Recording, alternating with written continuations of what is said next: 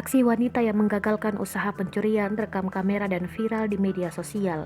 Irma Suryani, 56 tahun, warga Nagari Pasia, Kecamatan Ampek Angkek, Agam, Sumatera Barat, tampak melompat dan menubruk pencuri yang mengendarai sepeda motor. Peristiwa tersebut bermula ketika seorang wanita tak dikenal datang untuk berbelanja di toko kelontong milik Irma yang terletak di Simpang Pilih Minggu, 13 Juni 2021 siang.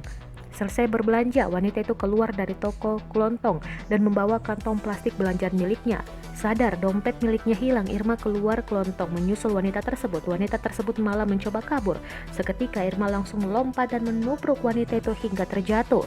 Beruntung dompet Irma yang berisi uang 8 juta rupiah bisa didapatkannya kembali. Meski demikian, tubuh Irma mengalami lecet. Video tersebut diunggah di Instagram pada Minggu 13 Juni 2021 kemarin.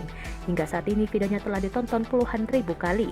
Kepala Satuan Reserse Kriminal Polres Bukit Tinggi AKP Alan Budi Kusuma Kardinusa mengonfirmasi kejadian tersebut. Alan menjelaskan pelaku berhasil melarikan diri setelah dibuat jatuh oleh Irma. Kini pihaknya tengah melakukan penyelidikan untuk mencari pelaku.